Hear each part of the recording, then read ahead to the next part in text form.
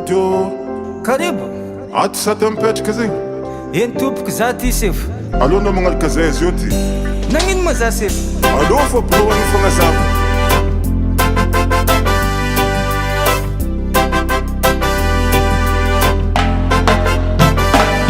Tsy voatery nagnano adalagna mizoty tafidriky ty amponja.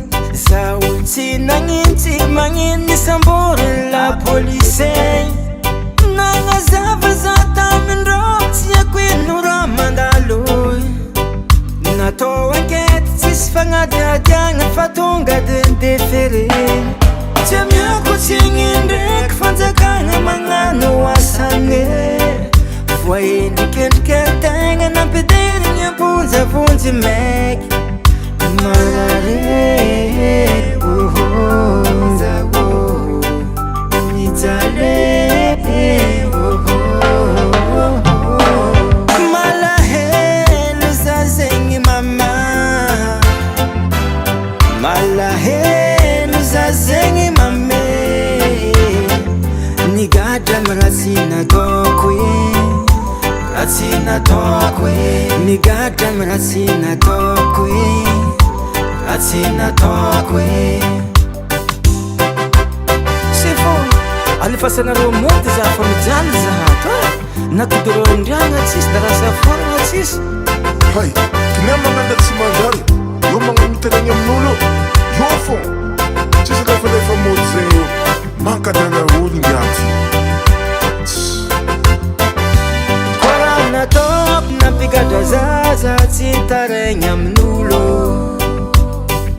Voasazy amy raha tsy natao zegny mafe. Tsisy olo nagnety hipetraka ty agnaty fonja. Tsisy olo tamagna koa tonga ty agnaty fonja. Magaga za hoe olo eko edy namadiky za. Nandianany amy manampahefagna.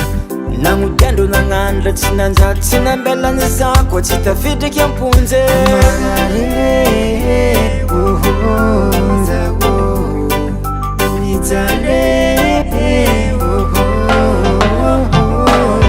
malahelo za zegny mama. Malahelo za zegny mame. Nigadra amy raha tsy nataoko e, raha tsy nataoko e. Nigadra amy raha tsy nataoko e, raha tsy nataoko e.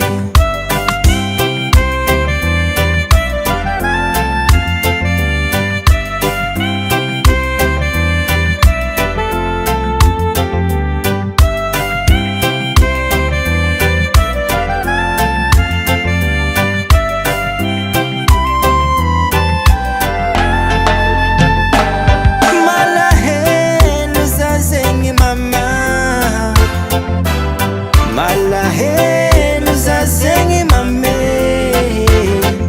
Nigadra amy raha tsy nataoko e, raha tsy nataoko e. Nigadra amy raha tsy nataoko e, raha tsy nataoko e.